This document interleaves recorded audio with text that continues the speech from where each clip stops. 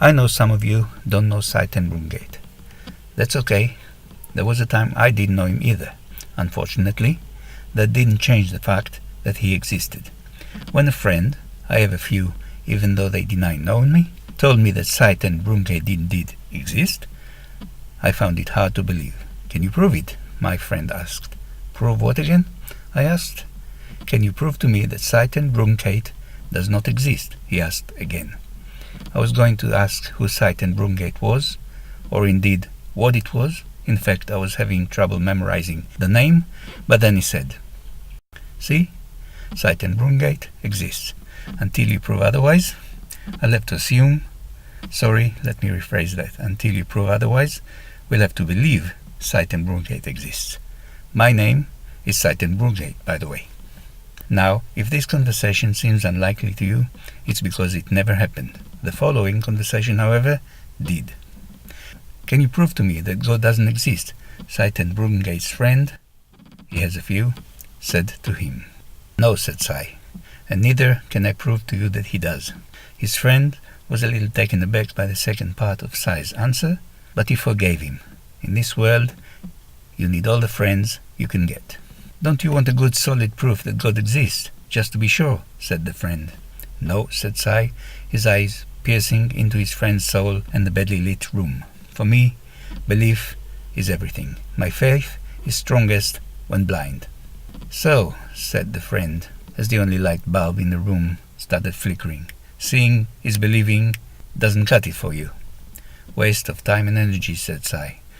Far be it for me to question God, but if he asked me to point out a design fault, I'd say he could cut cost on the face and leave out the eyes.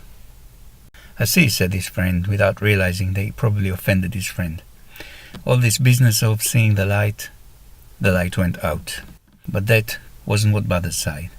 It was getting late. So many debates, so little time. So many sinners to tell they lost a debate even before it began. Listen, he said to his friend, trying not to offend him so as to not to lose him.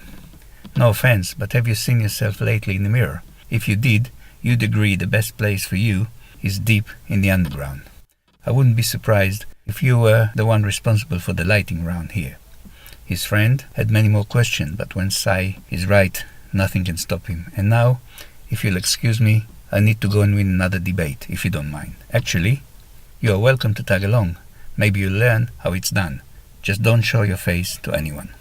He collected his papers and his projector and added, we need all the friends we can get. By the way, I didn't quite catch your name.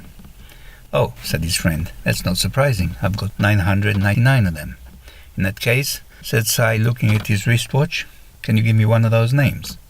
Now, that's difficult, his friend was struggling. Choosing the right name out of 999 is not easy at the best of time. He was about to suggest giving Sai his phone number instead, but then he saw it. Sometimes you can look for hours, indeed millennia, and the right answer is the simplest one. So, you're going to tell me your name, or do I extract it from you by force? Sai was late, and he didn't want to lose touch with his friend. Please don't tell anyone you met me.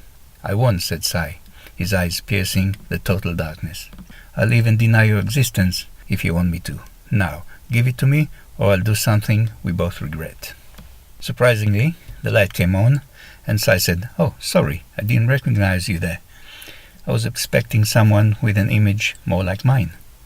It's an easy mistake to make, said his friend. Obviously, you were blind, and now you see.